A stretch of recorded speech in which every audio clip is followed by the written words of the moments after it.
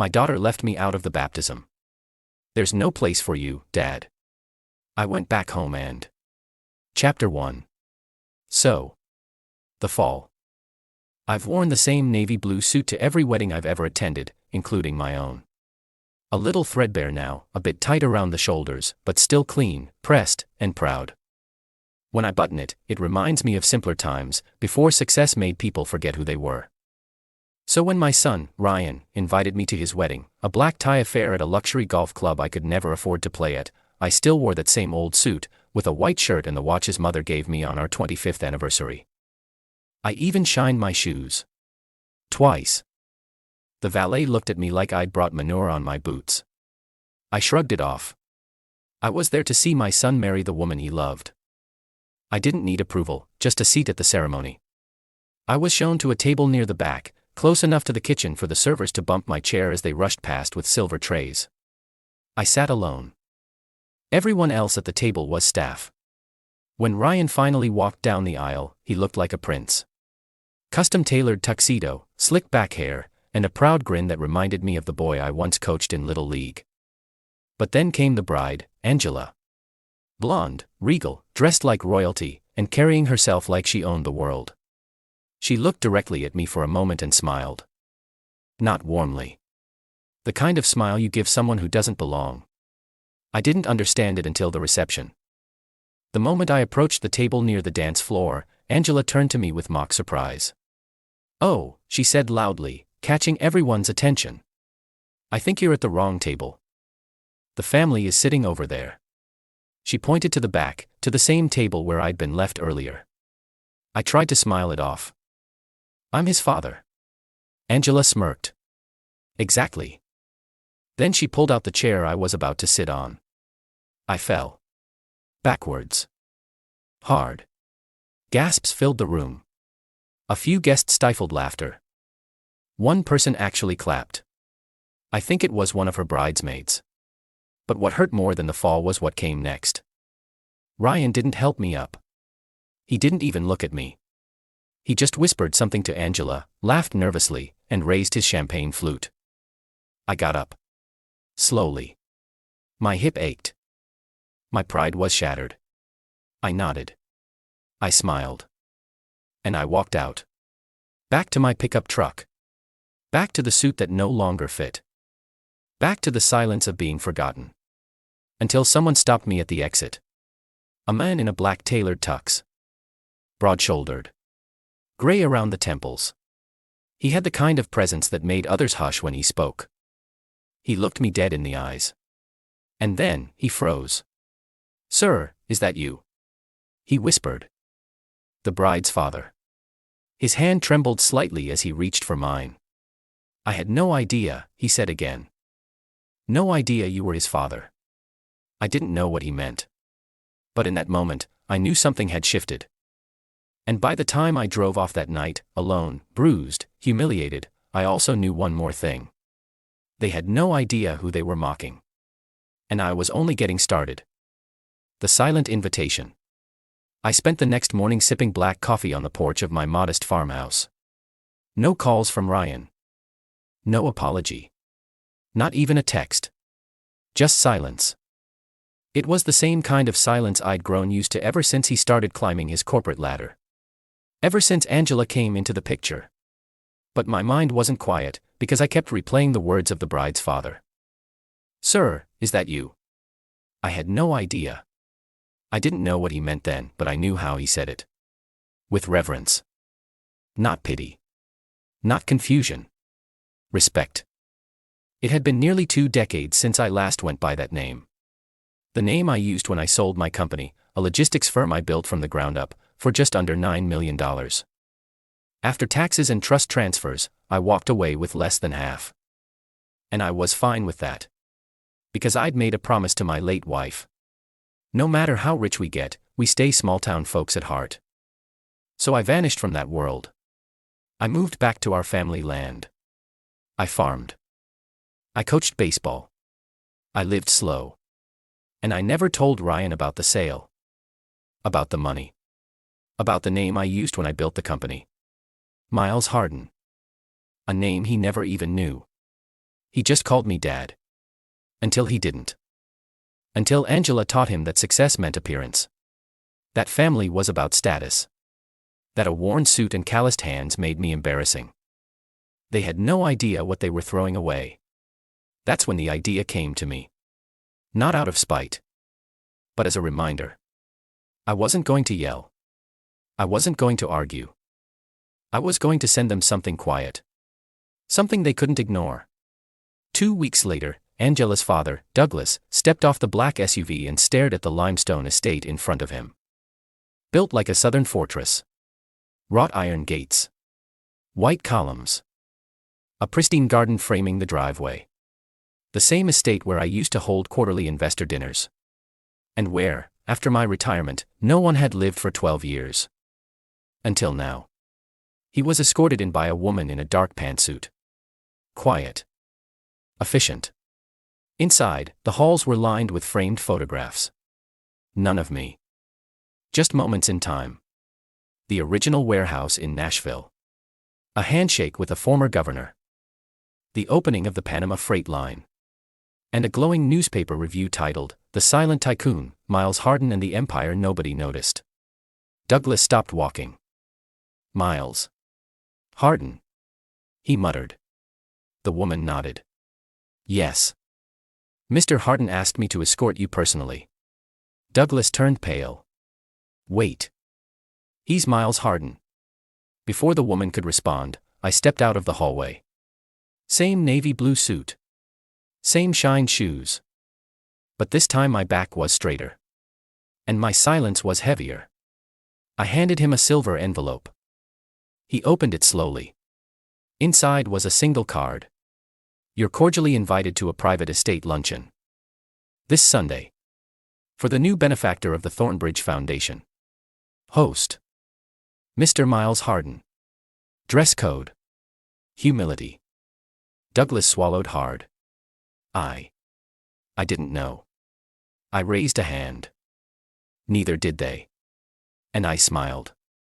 Because the game hadn't even started yet. The tables have turned. Director's Edition. Final masterpiece upgrade. Sunday arrived with an eerie calm. The kind of day where the breeze feels scripted. Too gentle. Too precise. As if the world itself was watching. Waiting for something to unfold. And it was. At exactly 12 noon, 3 luxury cars rolled through the estate gates. Angela's family had arrived. I stood in the grand dining hall of the mansion I once used for board meetings. Now restored to its original glory. Walnut paneling. Crystal chandeliers. The long mahogany table polished so well it looked like a mirror. And at the head of it, my chair. One by one they entered. Angela in a designer beige dress. Lips tight with confusion. Her mother, cold as a porcelain vase. Her father Douglas, visibly nervous. And finally, Ryan. In a sharp suit, pretending not to be out of place. Eyes darting around the room like a man trying to recognize a dream he didn't know he'd forgotten. I didn't speak. I simply gestured for them to sit. Angela narrowed her eyes. What is this? Douglas cleared his throat. Angela. Maybe sit. This isn't a fundraiser, is it? She asked. You said you were the benefactor of Thornbridge Foundation. We Googled that. It's real. It is, I said calmly. I've been funding it anonymously for 7 years. Children's surgeries. Veterans housing. Education for rural girls. Quiet things. Angela scoffed, but her mother elbowed her. Ryan finally spoke. Dad. Why? That one word Dad, the one he hadn't used in almost 2 years, cracked something loose inside me, but I kept my voice even. You once asked me to hand over my paycheck and stay quiet, I said, eyes locked on Ryan. And I did. For too long. I turned to Angela. You asked me to dress better for your wedding. To sit in the back. To let the valet park my truck behind the dumpster. And I did. Then to the entire table. But I figured, if I'm going to be silent, I might as well own the building I'm being silenced in. Angela's mother choked on her wine. Douglas looked like he'd seen a ghost. I continued. You see, when I sold my company all those years ago, I didn't just take a payout. I took ownership stakes in 12 key properties, including the Thornbridge estate and the very hotel ballroom you hosted your wedding in. Ryan's mouth opened slightly. Wait, you own the hotel? No, I said. I own the holding company that owns the chain. Dead silence.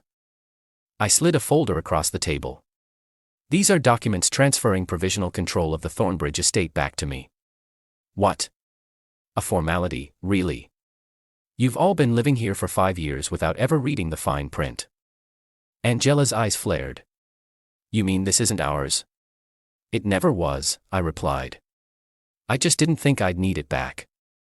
Until recently. She slammed her napkin on the table. You're kicking us out? I shook my head.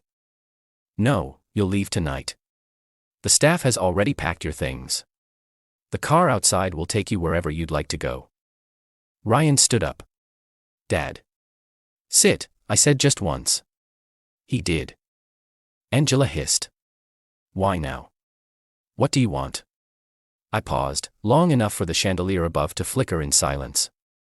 I want nothing, I said, except for you to understand one thing. I reached down and lifted the lid of a small silver tray in front of me. Inside it was the wedding place card from my seat, father of the groom, scratched out and replaced by Miles. I placed it gently on the table and said softly, this is the only thing I came to reclaim. Then I stood and left them speechless. The return clause, Director's Edition, final masterpiece upgrade. By evening, the estate had fallen silent. Angela's mother had refused to speak another word. Her father kept muttering to himself about legal gray areas and breach of trust, but it didn't matter. Every clause had been airtight, every signature accounted for, every loophole already sealed shut by me. Ryan was the only one who stayed behind. He followed me out to the balcony, overlooking the pond where we used to fish together when he was 12. I didn't turn to him right away. I let him speak first. Why didn't you tell me? He asked. His voice wasn't angry, just tired. I exhaled. Would you have listened? He leaned against the railing beside me. I don't know, he admitted. Maybe. I finally looked at him. You changed, Ryan. The boy I raised would have never married someone who made his father sit behind the pillars at his own wedding. He nodded slowly, like someone who already knew the answer but needed to hear it aloud. I let people influence me, he said. Her family. Her expectations. You let yourself be silenced, I said. But the worst part? You liked it. It made things easier, cleaner. No guilt when you stopped calling. He looked away. Dad, I'm sorry. I didn't say it's okay, because it wasn't. Instead, I said, you're lucky this ends with a lesson, not a lawsuit. He blinked. Wait, so you could have sued us? I smiled, not kindly. I could have bankrupted you. I reached into my coat pocket and handed him a yellowing envelope. Older than most of his adult regrets, he opened it slowly. Inside was a copy of the original return clause. A contract from 10 years ago, back when I gifted the estate for family use only. Hidden on page 7 in fine italic font, was a single paragraph. If at any point the original grantor deems the space to have become a source of dishonor, exclusion, or humiliation, he may reclaim full rights, with no financial obligation, and no prior notice. Ryan read it 3 times. Angela's place card. He whispered. The one she changed at the wedding. That was the trigger. I nodded. It wasn't about the house, Ryan. It was never about the house. He looked stunned. What was it about, then? I turned to face the darkening sky. It was about what gets passed down. Not wealth. Not land. Respect. And when you allowed them to strip that away from me, you proved you weren't ready to carry it. Ryan wiped his face and whispered, Do you think I'll ever be ready again? I placed a firm hand on his shoulder. That's not for me to answer anymore. And I walked away, leaving him alone with a contract, a broken lineage, and a chance to choose who he would become next. The Vanishing Point, Director's Edition, final masterpiece. Upgrade. I left the estate at dawn. Not with anger. Not in triumph. Just stillness. The gates closed behind me with a slow, deliberate groan. The kind of sound that tells you something old has ended, and nothing new has yet begun. For the first time in 30 years, I had no place to be. No one expecting me. No promises left to uphold, or be betrayed by. But there was one thing I hadn't done. One vanishing point I had to visit. The nursing home sat on the edge of town, tucked behind a line of tired sycamore trees. It was the place I'd sent my father during the hardest chapter of my life. A time when I was drowning in bills, grief, and 2 jobs just to survive after my wife passed. He never complained, never asked for more. Just sat by the window writing me letters he never mailed. I found them all a week after he died. Every single one began the same way. "Son, I'm proud of you. I just hope you're proud of yourself too." That line haunted me, because for years, I wasn't. Not until now. I stood at his grave, a small bag in my hand. I pulled out the last item that tied me to everything that had gone wrong. The folded invitation to Ryan's wedding. The one addressed to Mr. John Harper. No dad, no father of the groom. Just a name. Cold. Distant. Disposable. I placed it on the grave, and lit a match. The flame danced in the morning breeze, fragile but sure, as the paper blackened, curled, and turned to ash. "I'm done carrying what they buried," I said aloud. A passing nurse saw me, nodded gently, and left me to my silence. Later that evening, back at the modest apartment I now called home, I sat by the window. Just as my father used to. Not rich, not broken, just free. A letter lay on my desk, not addressed to Ryan, not to Angela, but to someone else. To my future grandchild. It read, "If you're reading this, it means you're old enough to ask questions. Good. Ask everything. Especially about the men they tried to erase from the story. You'll hear different versions of what happened. Let them talk. Let them rewrite. Just know this. I loved your father. I waited for him to remember who he was. And when he did, I was already gone. That was the legacy I left behind. Not a house. Not money. Just a memory. Too heavy to bury. And too loud to forget. The letter in the shoebox. Jonah found it by accident, 23 years after the wedding. He was helping his daughter clean out the attic of his father's old apartment. The one no one had touched since John Harper passed quietly in his sleep. A single book resting on his chest, and a photograph of a young boy tucked between the pages. The shoebox was hidden beneath a loose floorboard, sealed with brown twine and dust heavy as history. Inside were only 4 items. A faded photo of Ryan and John fishing at White Creek, smiling like they hadn't yet learned how to break each other. A hand-carved chess piece. A pawn whittled from cedar. A newspaper clipping. Local father removed from son's will after legal battle. And finally, the letter. It wasn't addressed to Ryan. It was addressed to Jonah. I don't know if you'll ever find this, Jonah. But if you do, it means you're the kind of person who looks where others don't. Your father was once a good man. He was kind. He used to help me repair lawnmowers on Saturdays. He had my hands. My stubbornness. My exact laugh. Then one day he listened to the wrong people. And he forgot. But forgetting doesn't erase love. It just puts it to sleep. You're the next chapter in this story. The part 1 never got to read. So don't carry my bitterness. Don't wear my wounds like armor. Just remember, forgiveness isn't weakness, but silence.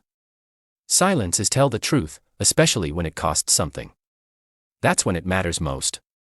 Grandpa John Jonah sat there for a long time. The sun began to set behind the attic window. Dust swirled in the golden light like echoes made visible. He didn't cry. But he folded the letter carefully, reverently, and placed it in his wallet. Behind his driver's license, behind his credit cards, behind everything the world thought mattered. Then he looked at his daughter, still sorting boxes beside him. "Come here," he said. He handed her the pawn. And with a smile, he whispered, "Let me teach you how to play." Was this revenge perfectly justified? Or should the storm have raged harder?